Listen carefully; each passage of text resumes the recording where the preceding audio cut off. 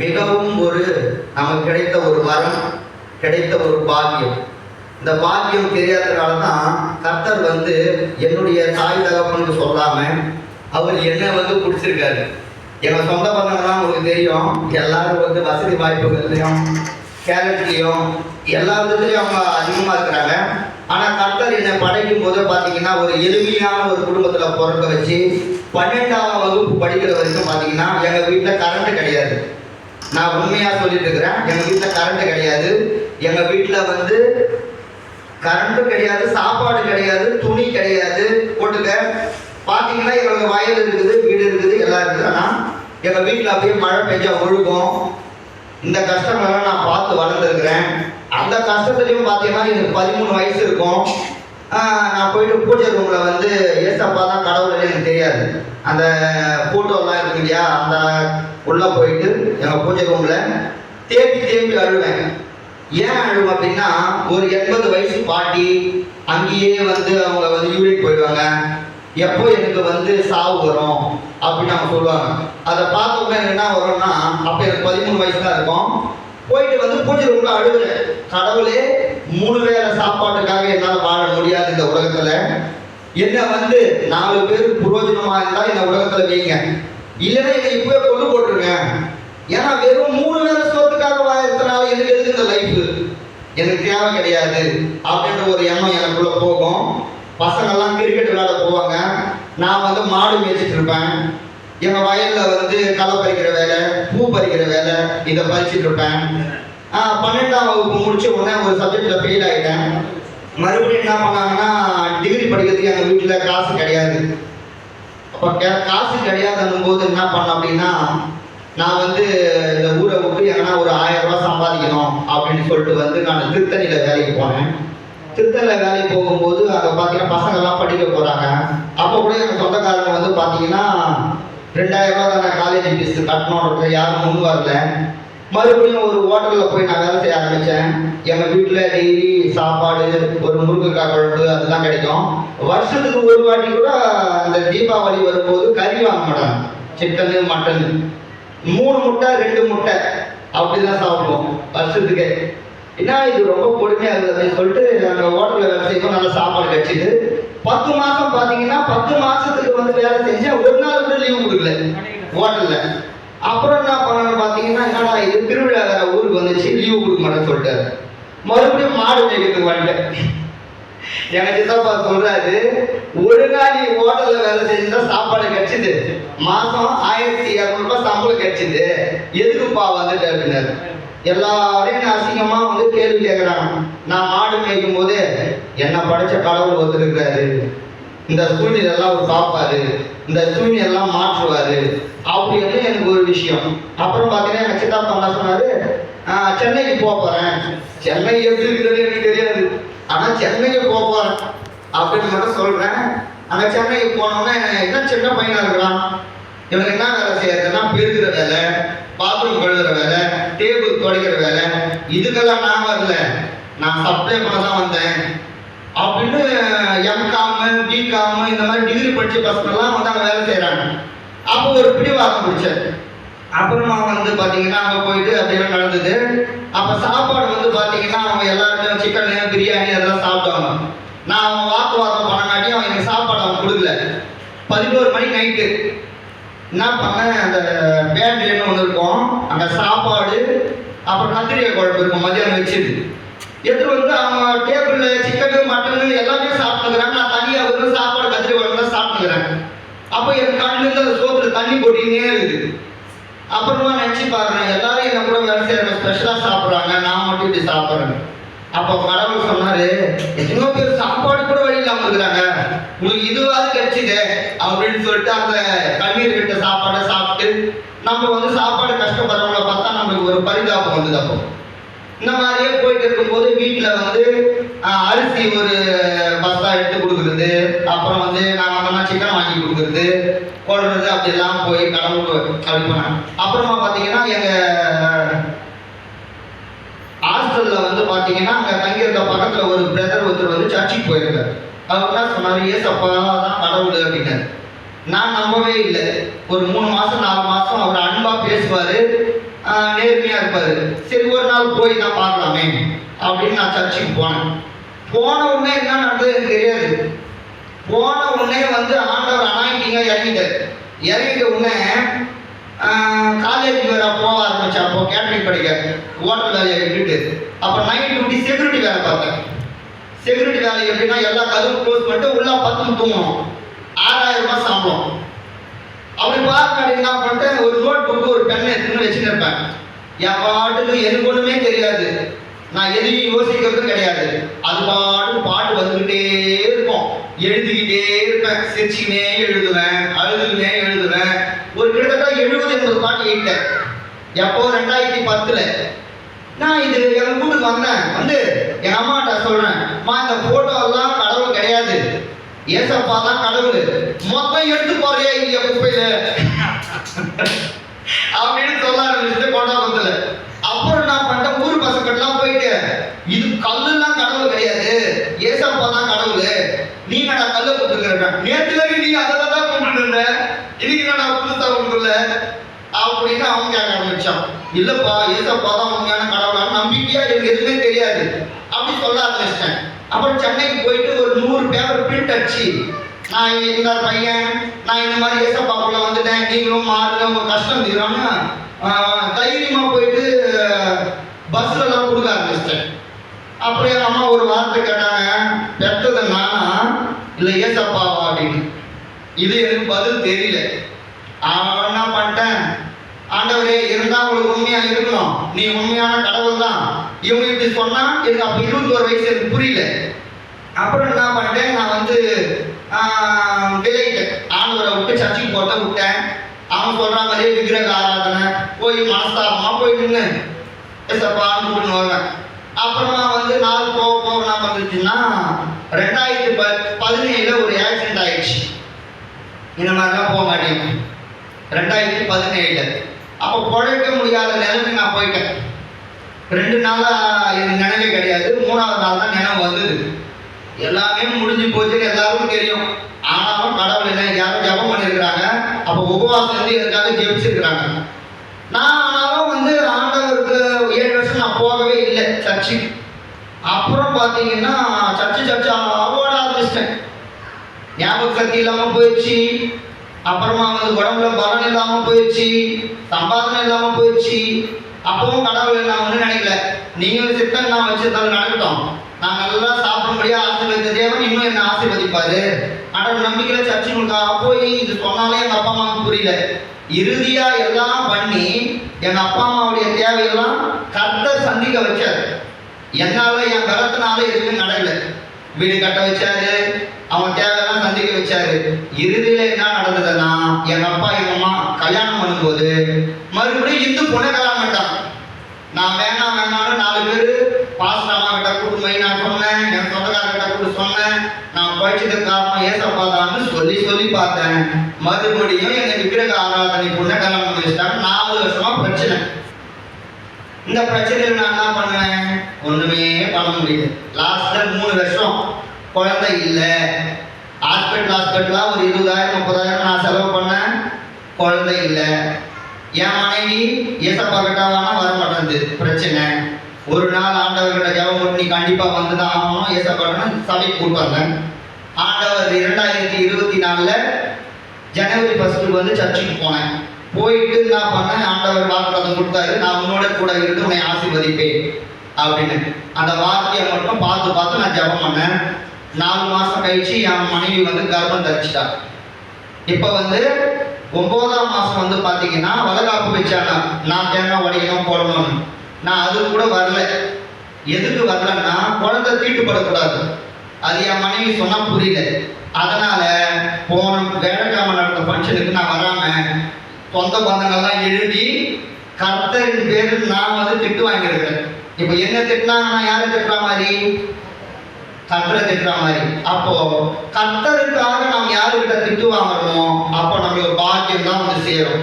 இப்போ இத்தனை பேர் திட்டினாங்கன்னா கர்த்தருக்காக, அந்த பாக்கியம் யாருக்கு என்னதானே அப்படின்னு நினைச்சின்னு ஆண்டவரே எங்க அம்மா அப்பா சொன்னா புரியல, யாருக்கும் புரியல அப்படின்ற ஒரு முடிவுக்கு நான் வந்துட்டேன். இன்னொரு விஷயம் என்ன சொல்லுவார் அப்படின்னா, ஆதியாகமத்திலிருந்து நம்ம வந்து மல்கியா தீர்க்கதரிசி படிக்கிறோம். அதுல வந்து எல்லாருமே பாத்தீங்கன்னா ஒரு மனிதனை கொண்டுதான் கர்த்தர் யார் என்பதை வந்து நிரூபித்தார். ஆனா புதிய ஏற்பாடு காலத்துல இயேசு கிறிஸ்துவே நம்ம மனித ரூபமாய் வந்து நம்ம எல்லா பாவங்களுக்காகவும் அவர் மரித்து 2 பேர் என்று ஜெபிக்கிறார்களோ அவர்கள் நடுவில் நான் இருக்கிறேன் என்ற சுவிகாரத்தை நாம் பெற்றுக்கொள்ளும்படியாக அவர் தந்தார். ஏன்னா அந்த மாதிரி வந்து பழைய ஏற்பாட்டின் காலத்துல நமக்கு கிடையாது.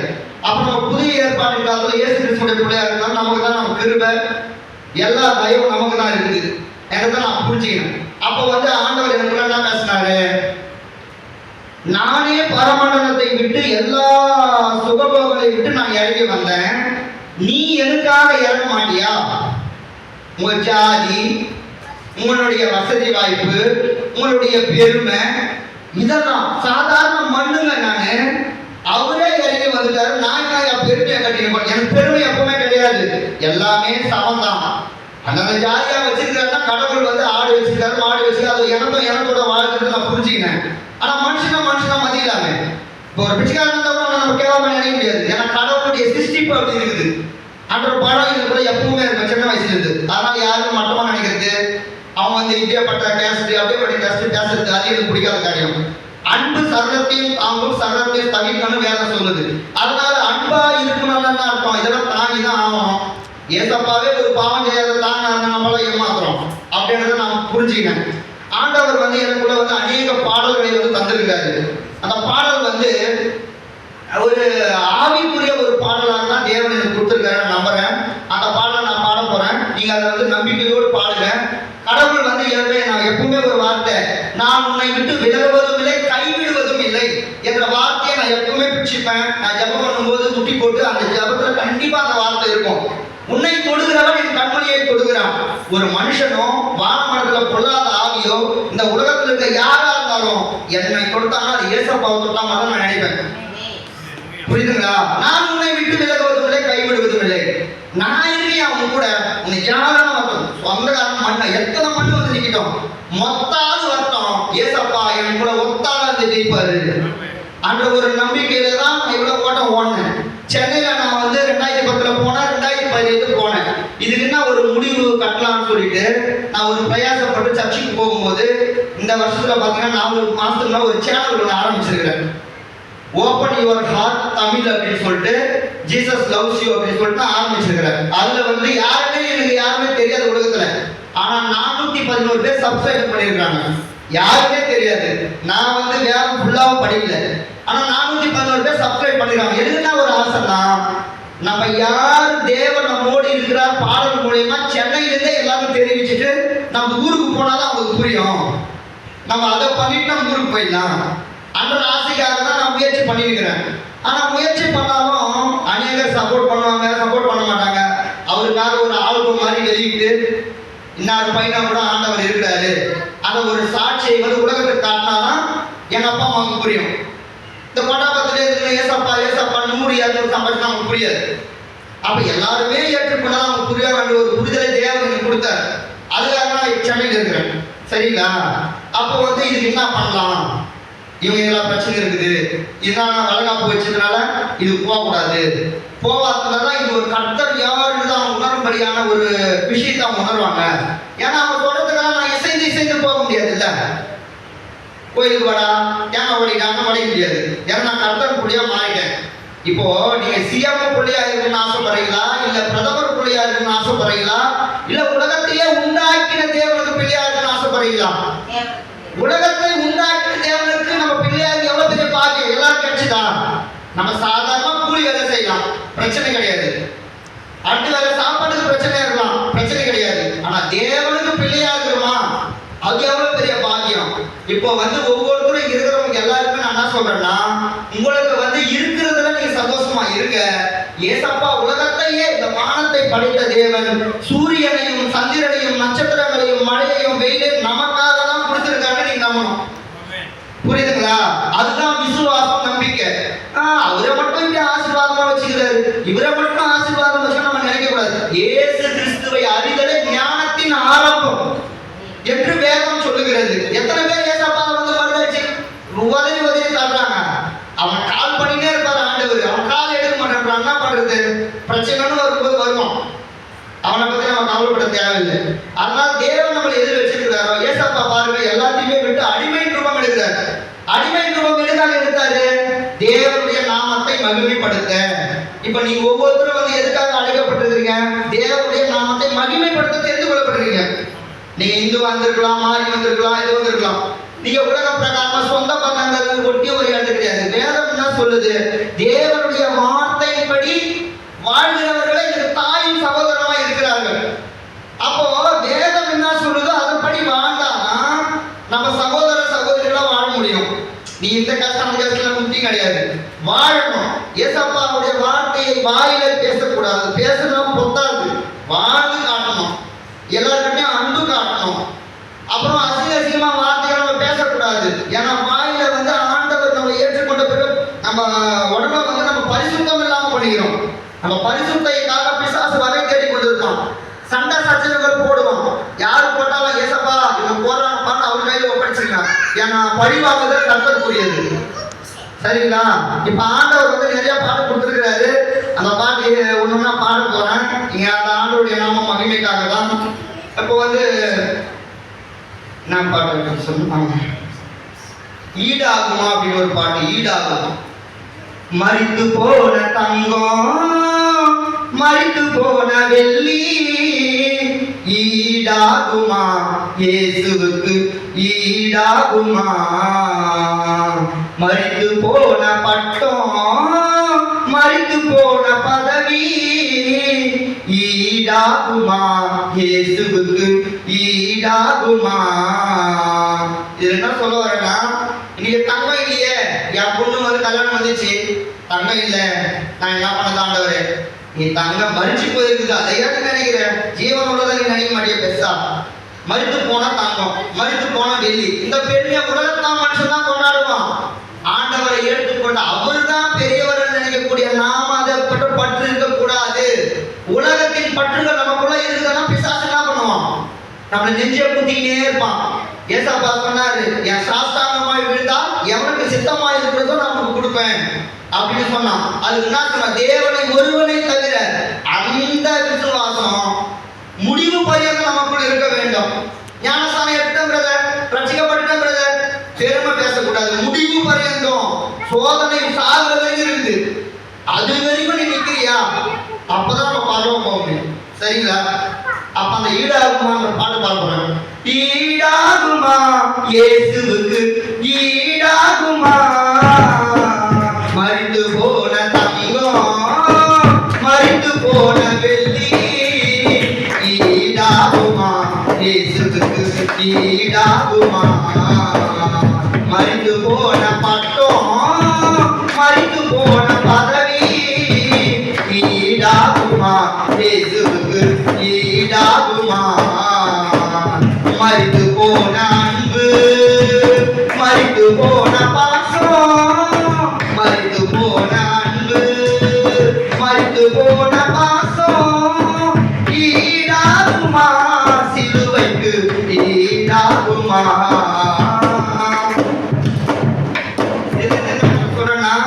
ஐயோ ரொம்ப நேசிக்கிறாங்க. அந்த ஒரு ஆம்பளை புருஷன் நேசிக்கிறான், பொண்டாட்டி நேசிக்கிறான், சொந்தக்காரன் நேசிக்கிறான், நான் நேசிக்கிறான். சிலுவைக்கு ஈடாகுமா? சிலுவைக்கு ஈடாகுமா? அன்பு பாசம் உலகத்துல வந்து சுயநலமான அன்பு, சுயநலமான ஒரு பாசம். ஐயோ ஓடுமே வேணுமே, உங்களுக்கு ஒரு 10 ரூபா வேணும் கொடுத்துறாங்களா? கடனை தான் கொடுக்குறாங்க. இதுல என்ன அன்பு? அதுதான் சொல்றேன். மரித்து போன அன்பு, மரித்து போன பாசம் சிலுவைக்கு ஈடாகுமா? சிலுவைக்கு எதுவுமே இந்த ஈடாகாது. அதான் நம்ம புரிஞ்சுக்கணும். ஏசப்பா வந்து நம்ம கேட்கறதுக்கு முன்னாடி இன்னது தேவை என்று அவர் அறிந்திருக்கிறார். ஆனாலும் நம்ம கேட்கணும். இப்போ உங்க சின்ன பிள்ளை இருந்தது வச்சுக்க, மம்மி மம்மி எனக்கு சாக்லேட் வேணும், கேட்டதான் வாங்கி கொடுப்பேன். அது உண்மைன்னு தான் எதுவுமே கேட்க மாட்டேன், கேட்கணும். ஆனாலும் அவர் கொடுப்பார். நீ வச்சுக்கிட்டே வந்து வேணும் பட்டன் தவறுல தான் கொடுப்பாரு. இருக்குதுன்னா எல்லாருக்காக ஜெபிங்க, நோயில் இருக்கிறவங்களுக்காக ஜெபிங்க, குழந்தை இல்லாதவங்களுக்கு ஜெபிங்க, பணம் கஷ்டத்துக்கு ஜெபிங்க. அதுக்காக தான் நம்ம உலகத்துக்கு உப்பாய் வைத்திருக்கிறார். இயேசு கிறிஸ்துவோடைய பிள்ளையை வந்து அவர் நம்ம உப்பாய் வைத்திருக்கிறார். நம்ம வந்து ஆண்டவரே அவனை மட்டும் கோடிச்சு பண்ணாத ஆண்டவரே, அந்த கோடிக்காக நான் வரல, இந்த சிலுவைக்காக தான் நான் வந்திருக்கிறேன். இதுதான் நம்மளுக்கு புரியும். சரிங்களா? அப்புறம் வந்து பாத்தீங்கன்னா எழுப்பணுமேன்னு ஒரு பாட்டு கொடுத்துருக்கிறாரு. எழும்பணுமே நான் எழும்பணுமே, தேவாவும் சித்தம் செய்யலாம் எழும்பணுமே, எழுப்பணுமே தேவா எழுப்பணுமே, உலகமெல்லாம் உங்கள் நாமம் ஒலிக்கணுமே. எழும்பணுமே தேவா எழும்பணுமே, உன் சித்தம். இயேசு கிறிஸ்து பார்த்தீங்கன்னா பிதாவுடைய சித்தம் நிறைவேறதான் அவர் இறங்கி வந்தார். அது போல பிதாவுடைய சித்தத்தை நிறைவேற்றப்படிதான் நம்ம எழுப்பணும். சரிங்களா? அப்ப எழுப்பணுமே. எதை எழுப்பணும்? உலகம் எல்லாம் அவருடைய நாம மகிமை பண்ணணும். இப்பதான் நினைக்கிறீங்க எல்லா கிராமமும் ரட்சிக்கணும்னு நினைக்கிறீங்களா இல்லையா? அப்ப எழுப்பணும். எதை எழுப்பணும்? அவருடைய நாமத்தை மகிமைப்பட்ட ஒவ்வொரு எழுப்பணும். நீங்க பக்கத்து வீடு அக்கத்து வீடு போற இடம் வர இடம் இயேசுவை பத்தி நீங்க சொல்லணும். அவரால் நீங்க பாடுபட்டாலும் உங்களுக்கு பாக்கியம் கிடைக்கும். யாராவது அவர் நாமத்துடைய விஷயத்துக்கு வந்து பாடுபடுறீங்களோ அவங்களுக்கு பாக்கியம். சரி, எழுமணும் நம்ம பண்ணலாம். எழும்பணுமே நான் எழும்பணுமே, தேவா சித்தம் செய்யலாம் எழும்பணுமே, எழும்பணுமே தேவா எழும்பணுமே, உலகெல்லாம் உந்தன் நாமம் ஒலிக்கணுமே, லேசாக சிறகடிக்கலாம் கூடாது, லேசாக சிறகடிக்கலாம் கூடாது, வேகமாய் சிறகடித்து எழும்பணுமே, வேகமாய் சிறகடித்து எழும்பணுமே, கழுகினை போல நான் எழும்பணுமே, கழுவினை போல நான் எழும்பணுமே, வானத்தை கொடுமளவும் எழும்பணுமே, வானத்தை கொடுமளவும் எழும்பணுமே, உந்தன் சிங்காசனம் வந்து விண்ணப்பம் கொடுக்கணுமே, எழும்பணுமே நான் எழும்பணுமே, தேவாவும் சித்தம் செய்யலாம் எழும்பணுமே, கிழக்கிலும் மேற்கிலும் ஜனம் எழும்பணுமே, கிழக்கிலும் மேற்கிலும் ஜனம் எழும்பணுமே, தெற்கிலும் வடக்கிலும் கூட எழும்பணுமே, கிழக்கிலும் மேற்கிலும் ஜனம் எழும்பணுமே, தெற்கிலும் வடக்கிலும் கூட எழும்பணுமே, விண்ணப்பத்திற்கு பதில் நீர் கொடுக்கணுமே, விண்ணப்பத்திற்கு பதில் நீர் கொடுக்கணுமே, மானுடர் யாவரும் உம்மை துதிக்கணுமே, மானுடர் யாவரும் உம்மை துதிக்கணுமே, துதித்து மகிழணுமே, எழும்பணுமே நான் எழும்பணுமே, தேவாவும் சித்தம் செய்ய நான் எழும்பணுமே, எழும்பணுமே தேவா எழும்பணுமே, உலகமெல்லாம் உந்தன் நாமம் ஒலிக்கணுமே. ஓ, தேவனுக்காக நாம் எல்லாரும் எழுவோமா? பக்கத்து வீடு அக்கத்து வீடு போற இடம் வர்ற இடம் எங்க போனாலும் நம்முடைய சிந்தனையில ஏசப்பா யாருன்னு அறிவிக்கிறது மட்டும்தான் இருக்கும். பாஸ்டமா மட்டும் சொல்லணும்னு நீங்க நினைக்க கூடாது. உங்களுக்குள்ள பாஸ்டர் இருக்கிறாருன்னு சொல்லணும். ஆண்டவர் நமக்குள்ள இந்த சுமார் வரா. அப்ப ஒவ்வொருத்தருக்குள்ளே ஆண்டவர் இருக்கிறத நீங்க நம்பணும், நீங்க விசுவாசிக்கணும். அப்பதான் எழுத முடியும். ஏன்னா ஆண்டவரே இல்லை பேச வந்தாதான் ஜபம் பண்ணாதான் அது கியூர் ஆகும் நீங்க நினைச்சீங்கன்னா பிசாசு இதுதான் பிரச்சனை. அறுவடை அதிகமா இருக்குது, ஆட்கள் குறைவா இருக்குது. வேதத்துல சொல்றாங்களா இல்லையா?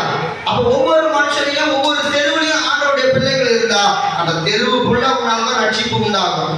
அப்ப பாஸ்டமா ஜபம் பண்ண எவ்வளவுதான் நம்ம ஓடுவாங்க, நம்மளும் கூட சேர்ந்து ஓடணும்ல அப்படின்னு நம்ம புரிஞ்சுக்கணும். சரிங்களா?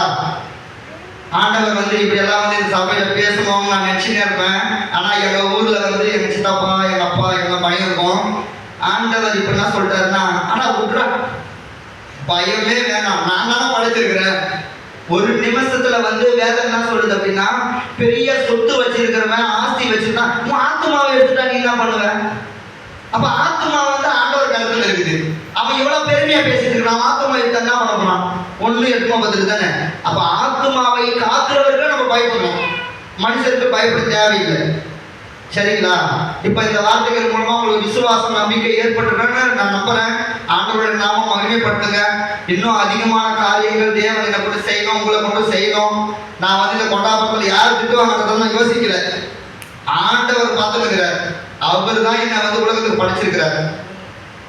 எல்லாரும் ஆண்டவருடைய நாமத்தை மகிமைப்படுத்துங்க. ஆண்டவர் இந்த சபைக்கு கொண்டு வந்ததற்காக சபை ஊழியக்காரிக்கும் உங்களுக்கும் என்னுடைய ஆண்டவருடைய நாமத்தை மகிமைப்படுத்துவதற்காக கூடக்கூடிய நன்றிகளை ஆண்டவர் உங்களுக்கு தெரிவித்துக் கொள்கிறேன். இயேசு நாமம் மாத்திரம் மகிமைப்படுத்துவோம். அனைவரும் ஒன்று கூடி மகிமைப்படுத்துவோம். இந்த பக்கத்தில் இருக்கிற எல்லா மக்களும் விழுந்து பார்க்கும்படியாய், தேவன் இந்த வருஷத்தில் எழும்பும்படியாய் நாம் ஒரு எழுப்புதலாய் இருப்போம் என்று கர்த்தருக்குள் நான் ஜெபித்துக் கொள்கிறேன். அனைவருக்கும் இயேசு கிறிஸ்துவின் நன்றியை தெரிவித்துக் கொள்கிறேன்.